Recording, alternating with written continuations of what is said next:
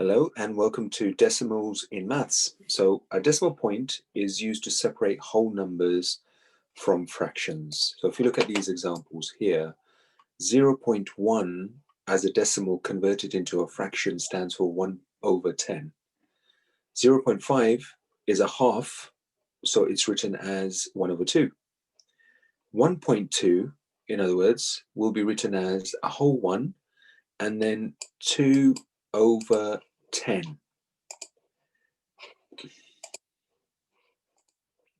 3.9 will be written as 3 as a whole number and then 9/10. And 45.6 as a decimal, when you break it down into a fraction, will be 40 as a whole number plus 5 as a whole number. And then the decimal, when we convert the decimal 0.6, it will be written as 6/10. Let's look at some examples first of all. So let's convert 4/10, which is a fraction, to a decimal. Okay, so 4/10 will be simply 0.4. Okay, 7/10 will be simply 0.7. Okay, so that's how you actually write out the fractions to the decimals. But if you want to go in a little bit more depth and find out how do you actually convert 4/10 into a decimal, let's do it this way. Or vice versa, 0.4 to a fraction. So 4/10. Now we make a division sign, so we're going to do short division or bus stop division. And we put the 10, so the bottom number goes on the outside, and the top number goes inside.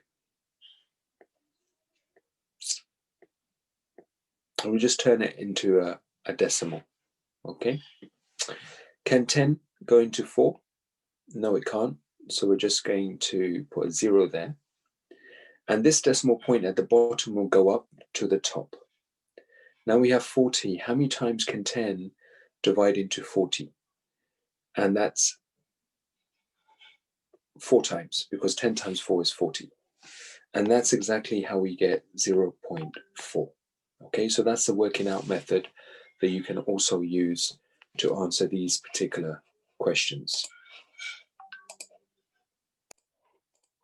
With the mixed fraction question, so for example, if we have the question 1/6/10, and we need to convert this to a decimal, then basically that one whole number is any number that is not a decimal or a fraction. That one whole number will stay the same.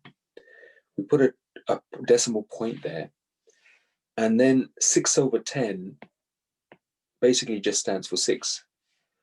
So in this case, the answer is going to be 1.6. So 1.6 becomes 1/6/10 if we were to do it the other way around. Now these are mixed fractions to decimals. Good luck with these questions, 15 questions altogether to do. And we'll go through this in class in much more detail. Thank you.